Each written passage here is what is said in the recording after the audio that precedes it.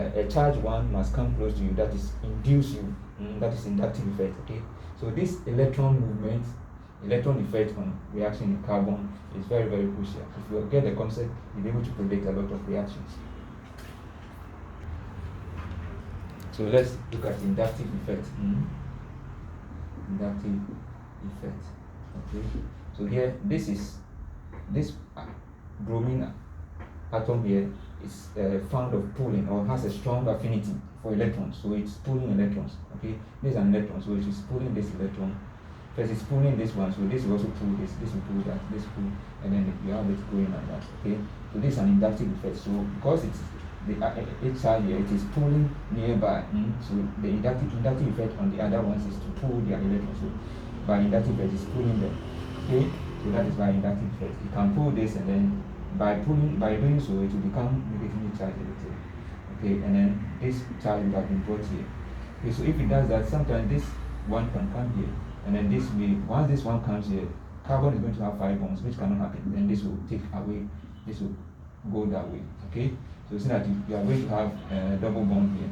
Let's say C, double bond here, and then this. So it is like alternating. When you have bonds alternating, like this, changing position, we call that resonance. Okay, resonance, and it's typical of the benzene ring, like that. You can have it here. It can also be like this. Instead of being here, to be here, here, and here. Okay, so this is the resonance. Okay, right, or conjugate system. So that is so note the term inductive effect. By the inductive effect of this one, we have electrons being pulled. Okay, the resonance is there's resonance between the bond here moving to this side and coming to that side. So it's resonating, moving, alternating its position. So these are the resonance form, 2 resonance forms for benzene. Okay, 2 conjugate forms or resonance forms for benzene. Right. Now let's go briefly through some of the organic reactions that we may encounter. Okay, so that you can use the principles involved to deduce the most likely compounds that will be formed. Okay, so let's look at the first reaction. So you see, this is what alkanoid, what do you call it, anhydride. Okay, or what you call ester. Okay, it's reacting with sodium hydroxide. And sodium is plus here, and this is minus. Remember, this is minus, this is plus. That's the point that we have here. Okay, or let me put it this way. I can also make it that way.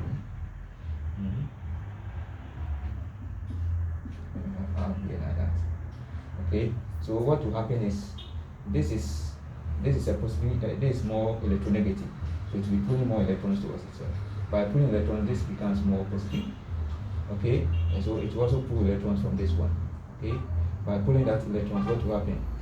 The electrons will go in that order. So this is coming here, this electron coming here. Okay, and then this bond becomes weak to break. Becomes weak to break. So it will then break at this point. Because there's more, this is pulling, it's going that way. Okay, so that's the force going that way. In that direction. So this bond between this and that becomes weak. As it is pulling from this is also pulling. This oxygen is also pulling. So this bond is likely, there's a pull on that direction and a pull that way. So this bond is likely to break. So when it breaks, this forms what you have here. But because there's OH, the OH here acts on it to form the carbon to write the integrous alcohol that you have there. Of course, remember, this is positive. So the OH can add onto this one, and then it can separate it, because you need to have this, okay? Or it can also, depending on how the reaction is carried out. So this is split like that, and it's split here. When it's split, okay, sodium can then combine with this component to form the sodium alkanoid, okay? And then you have your alcohol being formed from this component, okay? Right, so this is more or less going to this place. Join, and then you can have your oxygen going off, and the oxygen bond. So this comes here, this is trying to open up, this comes here, opens up, OH joins here, and then this another. Once you have water in the medium, this can displace it again. It can add on to this, and then you can have water up, and you can have alcohol being formed. Right. So you have alkanoate, sodium alkanoate, and then alcohol being formed from this process. So the analogy is that you can look at the inductive effect, electronegativity, and so on, and then resonance to tell which way the reaction is going to be. Now, so this kind of reaction, as we have described, it is more or less like breaking, hydrolysis. Okay, so this is breaking. Okay, breaking. Right. Now let's look at the next one.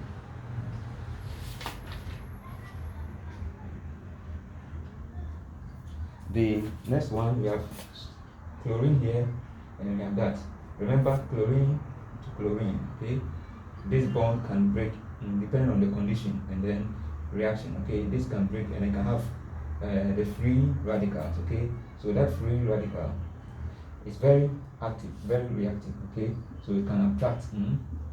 It can attract one here, hydrogen here. It can take it off. Okay, and then once it takes it off, the other remaining free Cl can attach here, and then you have this compound. So this can go on. So this is a free radical reaction. Okay, and it can go on until the H are all replaced by what? Chlorine or chloride free radical. Right, now when you come here to here under heating, this is what we call cracking. Okay. Okay, sorry, not cracking in this case. Sorry.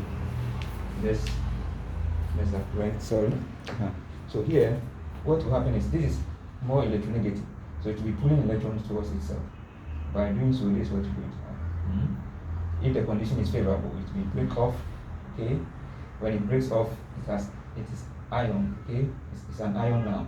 Or free, as a free radical, you can take this one with it. Okay, and then you have free radical here, free radical here. Okay, these two can form your hydrogen bromide here, and then these two being close and being free radicals can join to form the double bond you see here as the alkene. So this is the alkene, and then you have the acid form. Okay, right. So this is more or less you have something coming out of a bigger one. That's it. So of course, yes, so the hydrogen has been taken off, so we can also call this dehydrogenation. Dehydrogenation. The hydrogen has been taken off. Right. Because here is the free radical formation reaction that is going on. Okay. Now, if I have double bond here, and let's say if I have this double bond, let's say CC double bond, and I have bromine here, it can add on to this one, so you can have this. Okay, so this is also by halogenation. This process is called halogenation. So under favorable condition, this can also occur through free radical. So this forms a free radical. Okay, and then maybe because of the slight change in the electron position, maybe instantaneous change as a result of van der Waals, what do you call it? Instantaneous change as a result of electron movement. A slight positive carbocation is formed, then this can add. So this is more or less what an electrophilic addition. So this can add onto it. Then you have halogenation. So there are various steps. Okay. So let me clean that one. Here. Let's look at the next one. So we have looked at that. Okay. Let's go to this one. This point. We are here now. Looking at this. This is a long chain carbon. Okay, the hydrogens are on it. We didn't show it, so it means they are there. You see that after this reaction coming, we have 5, we count 3 and 2. So it's like we are breaking it. So this is cracking, and this is what happens in the petroleum industry. Okay, so this under heat, it can separate here as free radicals. Okay, this can separate here. This will lead to the free radical here, and then let's say another free radical here. They will join to form the double bond as alkene, and then this will be a propane. Okay, the 3 carbon here will be propane. So this one is cracking, it's breaking down. Okay, breaking down. Okay, so for very good petroleum oil, we look at that. So petroleum that will not crack, well, the most stable one is what you want to look at. Okay, right. So let's look at the last one. So the last one, the last reaction, this sodium alkanoate, and then we are adding sodium hydroxide to it. So what will happen? This sodium, so this OH minus cannot displace the same way, it will come back to the same thing. So what will happen is this whole thing, depending on the resonance, okay, and then electronic affinity, pulling electrons, by pulling electrons that way, pulling that way, this bond can be weakened, okay. This is pulling that way, this is, let's say, pulling that way, okay. So this carbocation is different from this one, the charge here. So this can lead to weakening of this bond. So if this one should break, then we're going to have what? C1 from here, and then you have this one forming the carbon with the OH adding onto it, so that you avoid the carbonate. Carbonate being formed. And of course, sodium is there, so you have sodium bicarbonate, sodium carbonate forming. Sorry, sodium carbonate forming. Okay, sodium bicarbonate is this. This is sodium bicarbonate. Bi means you have one, and then this is sodium carbonate. Okay, so that is how some of these reactions can go. Right. So in brief, when you are dealing with chemical organic reactions, look at the free radicals. Okay, so this one like forming a free radical here. You can break up, forming a free radical here, something like this. This one can cause reaction, or you can have different. See, this one can pull electrons more than carbon. By pulling, this will be going that way. This electron will be pulling, so it will make this one will come here. This can be made partially positive. This can be partially negative. Okay, so this becomes a carbocation. Okay, because it's charged, anything negative around can add on. Right? So once we are doing that, this bond can be weakened. Okay, this bond can also be weakened. So of course, if this is weakened, it can cut off this. This can also go off. So the pull, this is going that way. It can also come that way. That's resonance. Okay. So if it goes that way, this bond, this is what happens. If it goes that way, so this is charged a little. This bond can be weakened. By going that way, this bond can be weakened. By going that way, this bond can be weakened. So you look at where the weak points are, and then under the various conditions, the bonds can break. Sometimes with heat, or sometimes with certain reactants. Okay, so that is for the resonance. So this is for the resonance, electronegativity, the kind of principle that you have, electron affinity, all those things will come in. And this is the free radical model. Okay, and then sometimes under heat, a very long chain. So when you heat, it's unstable, it will break. It breaks usually by through free radical formation. Then you have component being formed, that is cracking. So this free radical reaction, cracking. This is resonance, electronegativity principles all coming in here. Right. So basically these three are, so the free radical one, resonance 2, okay, cracking 3. These are the three main reactions you can use to analyze chemical reactions under organic chemistry. So let's take notice. So these three free radical reactions, okay, this resonance and the electronegativity coming into play, okay, and then this one is the cracking aspect, breaking down the larger molecule. This is used in the petroleum industry to form other products, okay, so that's for formation. But of course, like we have some type of carbon chains in the petroleum industry, in the petrol. If it's around 8, it may bend smoothly. Okay, it will bend smoothly. If it's not bending smoothly but making noise, that is what we call the knocking. Okay, knocking. Okay, that is knocking. And that is not designed. So we look for petroleum compound that will not knock. Usually the one with 8 carbon. So octane, we call that octane number. Those with octane or octane will bend smoothly rather than creating noise or knocking.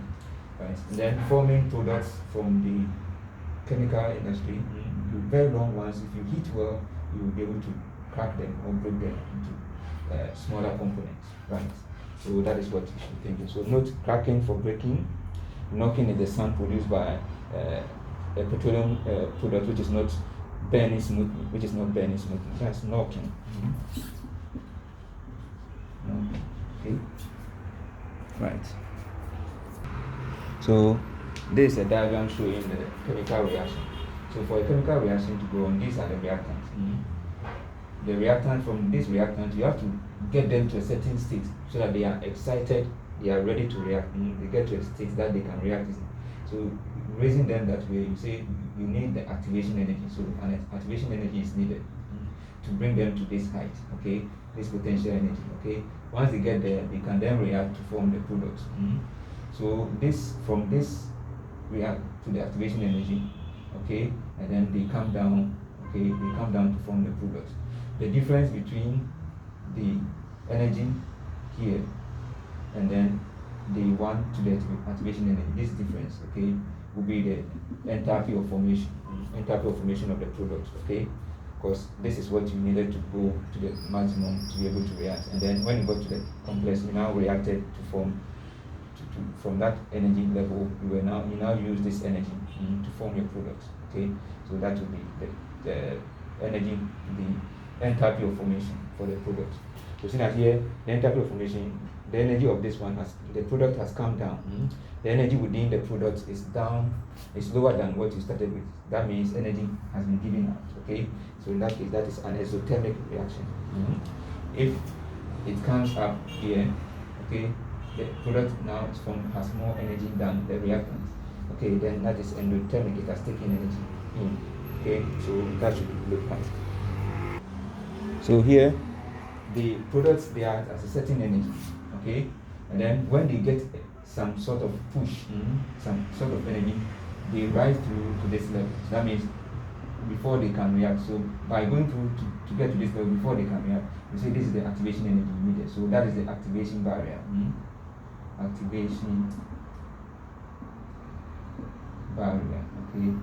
They need that energy to be able to react. So when they get to that level, then they can react. After reacting, the product the product had this energy, okay. So that energy is lower because it's lower than what you started with. So you needed a certain energy, let's say 60, to get to the activation energy, and then after reacting, you came back to, let's say, 20, 20 plus 20. Then what can we say? From here to here is 60, and then from here I've come to 20. That means the total, instead you put in 60, and then you are now at 20, so you have lost 40 to the outside, okay. In that sense, from the activation energy down to this point, 60 energy, 60, that's your 60 plus your 20, which is 80, was involved, okay. That 80 that was involved, 20 was retained within the product.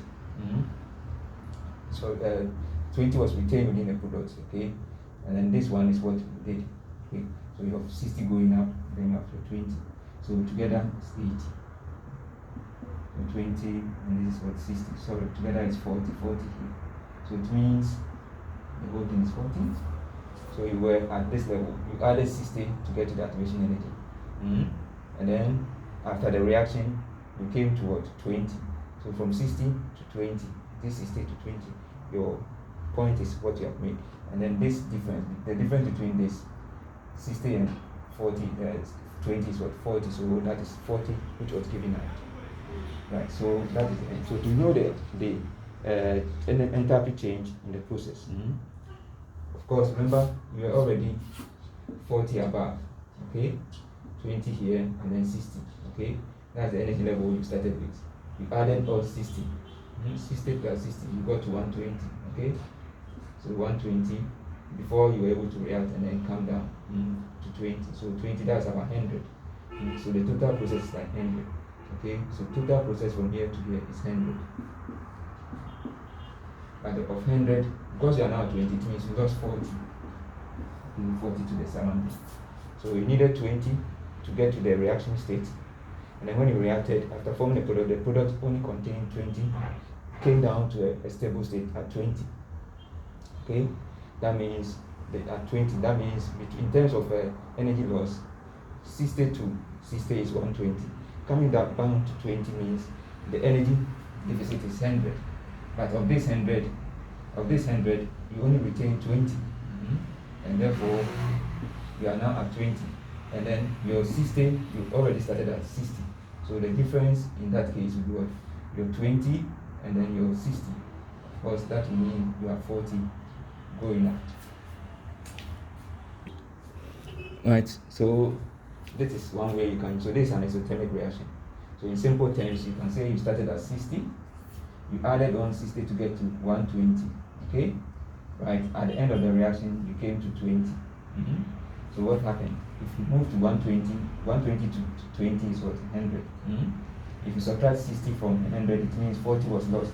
You can also subtract 20 from 60, you get the same 40. That means 40 was lost as isothermic reaction. Okay?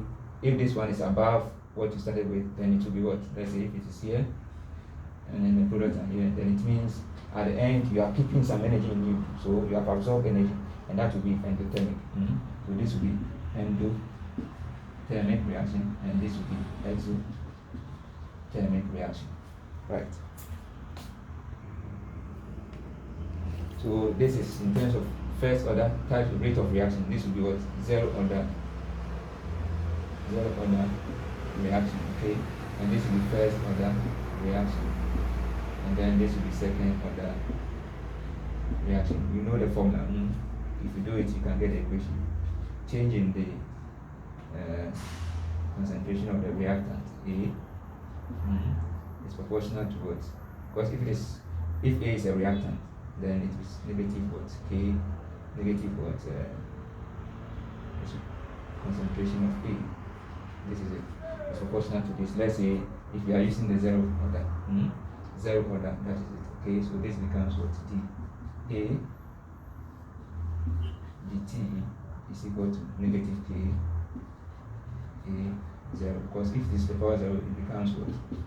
Negative K. So this will imply what? D A is equal to what? Negative K dt. Then you integrate this side, integrate that side. If you integrate, this is going to give you what? Your A. Final initial A is equal to, and this is going to give you what? KT. Negative KT. Negative KT. Okay? Right. So if you rearrange it, you see that for zero order, let's see what will happen. So you're going to get A final minus A initial is equal to negative KT. Okay? If you multiply it by negative, you're going to get what? A initial minus A, or let's send this one across it, equals KT plus what? A final. Okay? You can also send this one across, then you can also bring this one. So that at the end, this is what you're going to have an equation. Right. So the zeroth order is there. But remember, like we said, if you do this, if you integrate this one, of course, at the end you're going to get your answer in that order. Let's go to the next step. Now, when we're talking about the rate of reaction, say A plus B is equal to reversible reaction C. The K constant, K for this one is what? Product over reactant. Assuming if they are all gas, let's say gases, okay? Since they are gases, they will take part in maintaining, gases and aqueous solution take part in maintaining K, so we can put all of them in there. So this will be the expression, okay? Now, if it is gases, this Kc has a special name, it becomes Kp. Okay? So you can use the pressure to do that.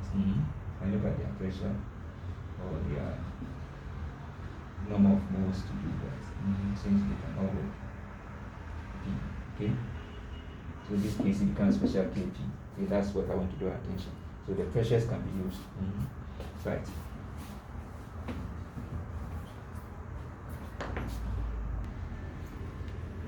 Of course, in using Kp, remember it's the partial pressures that you're using. The partial pressures, the gases that you're using. Okay. Right.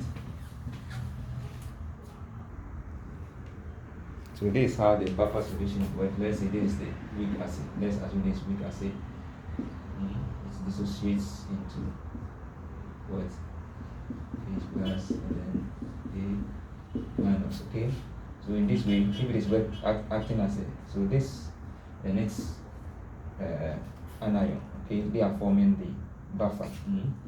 So this is acidic buffer, okay, it's an acid, okay. So when you add, let's say this in the medium, when you add H plus, small H plus, where will it go? This H plus. If you add it here, you are increasing the H plus here, so the reaction must shift to this side. So this will take the H plus you're adding to shift to this side. So you have more of this being formed. To reduce the H that you've added. So a limited amount of H is added, it will be taken off. Okay?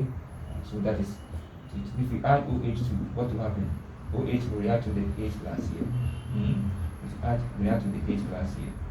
And then that means the OH you added would have been taken off, and then the pH will still be maintained. So this acting as a buffer. Now let's look at another reaction which we didn't talk about. If you have, let's say, CC, you are burning oxygen. If the oxygen is in excess, you get CO2 being formed. If it is a little limited, you get CO, which is carbon monoxide. Carbon monoxide. The carbon monoxide is very poisonous. If you inhale it, you won't even smell that you inhale something, but before you realize you are dying, because it will go and displace oxygen, which is bound to your hemoglobin in the blood. And it will displace it, and then your body will not be able to use oxygen, and then you will die. Okay, right. Now this is in limited amount of. But if the oxygen is very small, when there's almost negligible oxygen, then you end up having only C, carbon being formed. Okay, so that is burning. When you are using oxygen, reacting oxygen with anything, it's also can burn. Okay, you are burning, right? So some acid indicators, okay, okay. Your phenolphthalein. Phenolphthalein is colorless.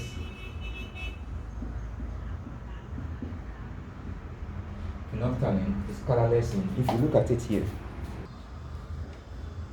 So phenolphthalein is colorless in acid, okay? That's red in base, okay? Then we have the bitter orange, okay? Bitter orange. These are usually what we use, okay? And then that one, you look at it as you see. Right, so our bitter orange is what? Red in acid, okay, and yellow in base, okay. Right, so you must note phenolphthalein, the long name is colorless in acid, okay, and then it's red in base, okay. So it means it's working. The ring that it will work well will be in the base region, the alkaline region, whilst the bitter orange is red in acid and then yellow in base. So this one is more in the acidic, is best in the acidic ring, okay. Right, although they can detect in both rings. If you want to get where the reaction will show something, so this is showing color more in the red. That is where you can actually detect it well. So this is showing red and yellow here. So red color giving us more color that you can look at. Okay, it's in the red. It's in the acid medium or the acid range. Okay, so that's bitter orange. Okay, we have other types of indicators. We have the paper kind of thing, or we have the litmus paper. Okay, in acid. And then in base, what you can remember, in base B is blue. So in acid it will be red. You can use BB to remember litmus paper. Okay? So this paper, you dip it in the solution. If it is red, it will turn red. If it is acid, it will turn red. If it is base BB, it will turn blue. Okay? So that is one way you can use to remember. Now let's look at secondary cells. Secondary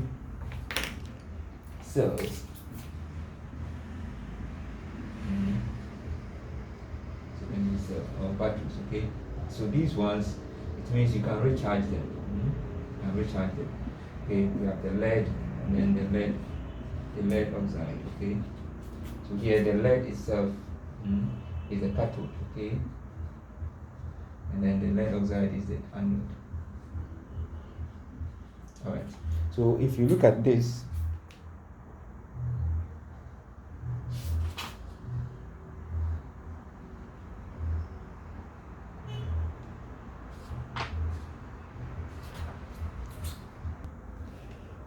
Right, so if you look at this, this is our lead oxide here. Then we have our lead. The lead oxide is just more or less the solution, okay. And then we have this as our. So this is our cathode, okay, and this is our anode, okay. Right, so that is for the lead rechargeable battery, okay, which was developed in England. It was developed in England by Sir Joseph Swan in 1881. Okay, so that was what he developed. Okay.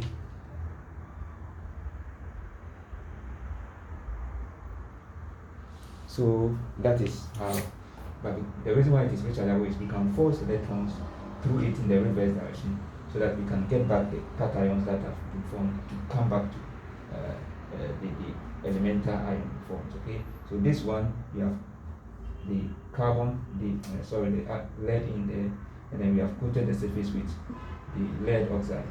That is from the cathode, and this is just lead without the coating. So that's lead. So the lead, the coating is the cathode. The one without the coating is the anode. Okay. Then you have the medium as your what do you call it? Your acid. Right. So let's look at something here.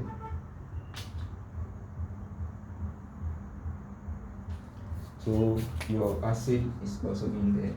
Okay. So this is rechargeable one, secondary cell. So secondary cell is one that you can recharge. You can recharge because you can force electricity through it to regenerate the product that broke down. You can bring them back, then the process can start again. So these are rechargeable batteries, secondary cells. Okay, right.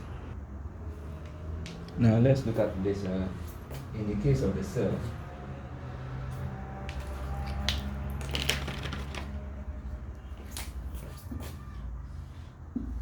so this is the anode or the cathode, okay, unless it is the cathode, sending electrons, okay, storing electrons, okay. Now when the electrons come here, the electrons will combine with, let's say, copper 2 plus to form copper. Now the amount of current that is flowing and then the amount of copper that is being produced, okay. So the current will be proportional to the amount of copper being the mass of copper that is being produced. Electrons is the same as current, or charge is the same as charge. Okay, so it means charge is proportional to the mass which is being